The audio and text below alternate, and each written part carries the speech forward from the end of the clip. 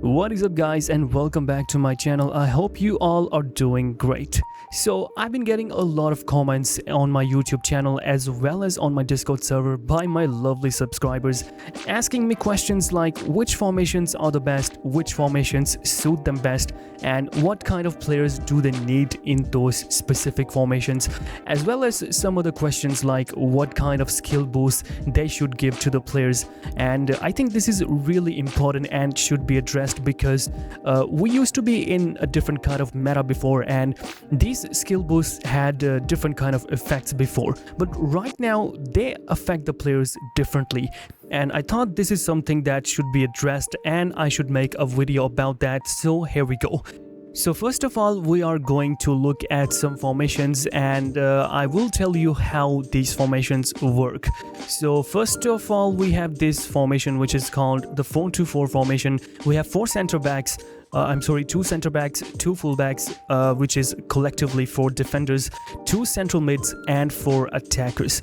So this is a very attacking formation, and it does give you really good attacking opportunities, but the midfield gets really, you could say, out-muscled because you only got 2 central mids, and the weakness of this formation is the midfield as well, because you only got 2 central mids which are connecting your defense with your attack. So basically you need central mids for this formation which can do it all.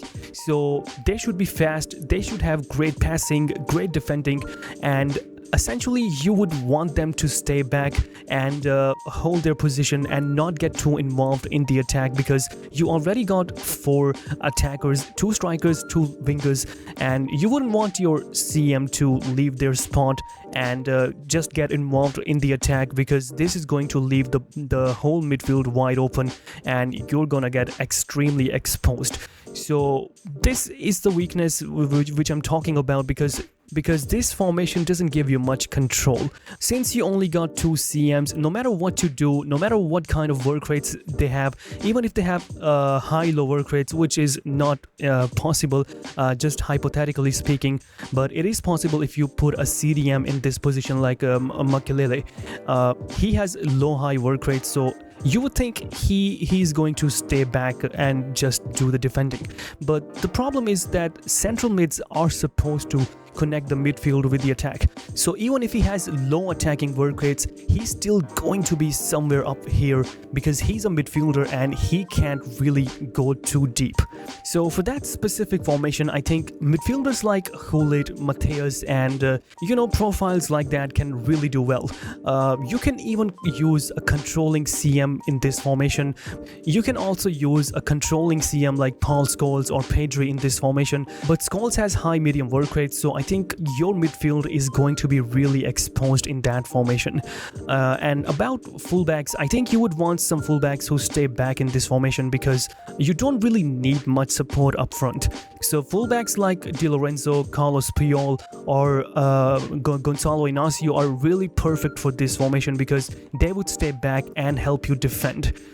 For the attackers, you could go with any sort of striker combination, I guess, because I do have Gyökeres and Ronaldo here, and Gyökeres is a physical striker and Ronaldo is the smooth one, but honestly there is not much difference because Gyökeres does feel really smooth as well.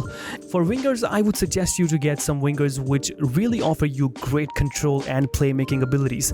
So players like Olise or even Pulisic, or maybe what's in my mind, Maradona can be really effective in this formation because you want your wingers to really create things up, create opportunities for your strikers as well. So this is the kind of setup you have in this formation.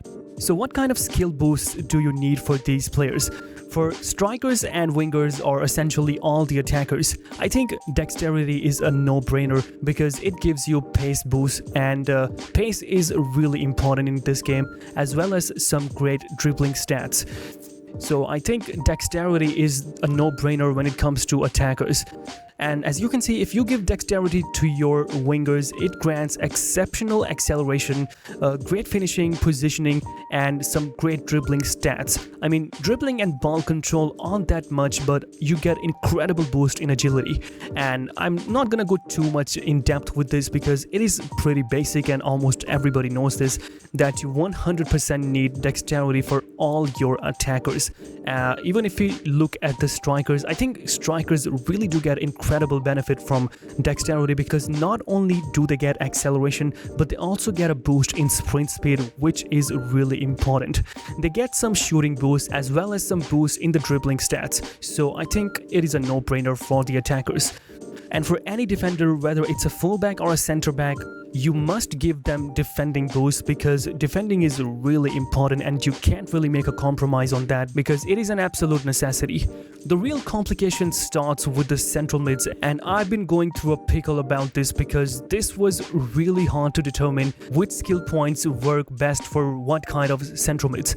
So for this kind of a setup, I think if you're playing a defensive CM, they will have the ball-winning midfielder skill boost as well, and I think it is going to be really important in this formation.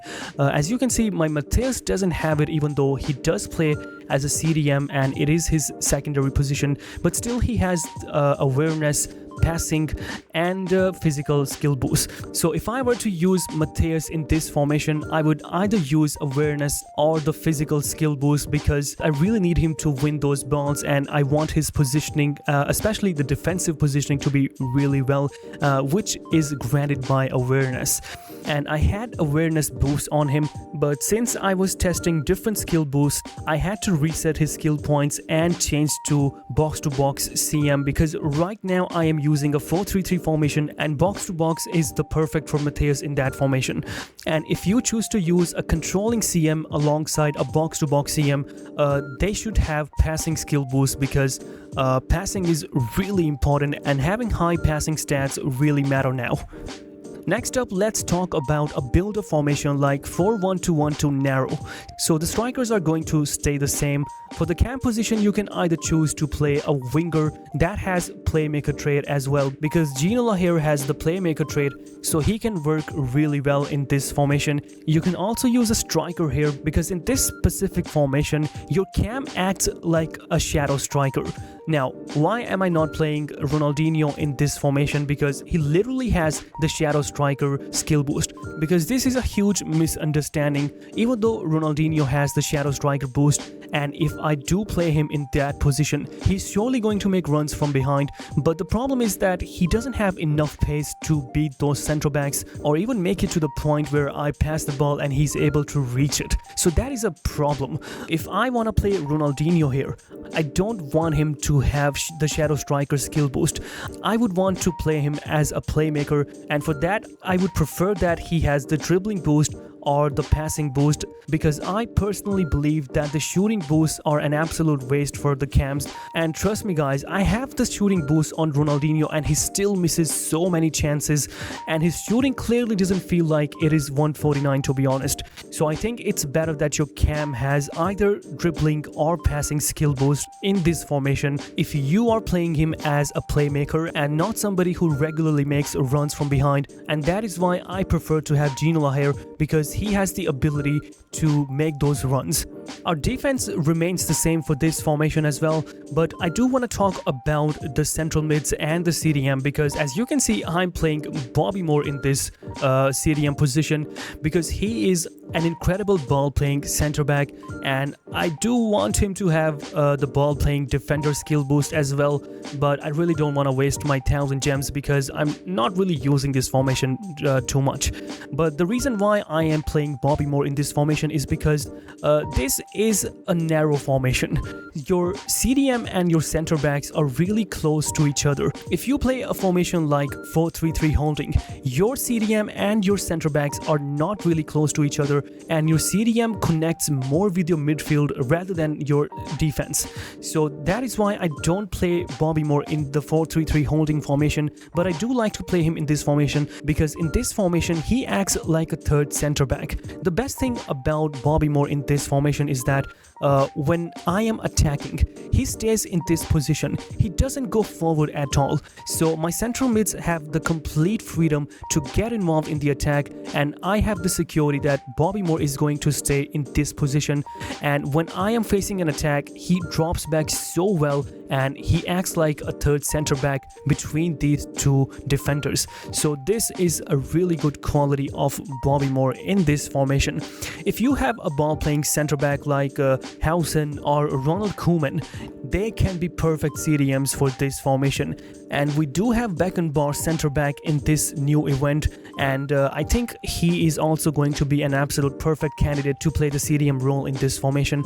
But I think it would work better if you have the ball playing defender skill boost activated instead of the defending one. For the CMs, you should definitely not use defensive CMs in this formation.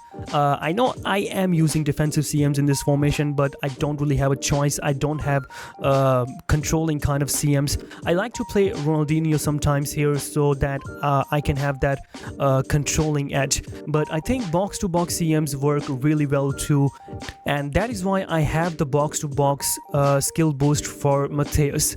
It gives him better ball control, it gives him great reactions, and it also gives him crazy stamina, so he never gets tired in a match. So I think it is perfect for Mateus. If you're playing with a playmaker kind of a CM, they must have the passing skill boost, because as I've said this before, the better the passing stats, the better accuracy your player is going to have when he passes the ball to your other players.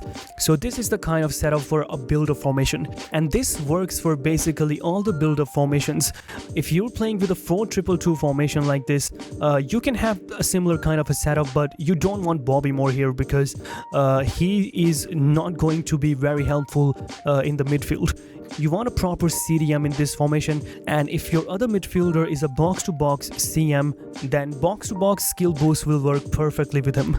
Next up, let's talk about the 4-3-3 formations, and as you can see, I'm running 4-3-3 holding here for me, and I'm using Gyökeres as striker and Ronaldo as left winger. Essentially, you would like to have a proper left winger in this formation, but I don't like playing with Stoichkov because he's got a left foot and he's a left winger. So that is why I have Ronaldo playing here, because he's really smooth and he makes some good runs, and he's been really effective for me in this formation.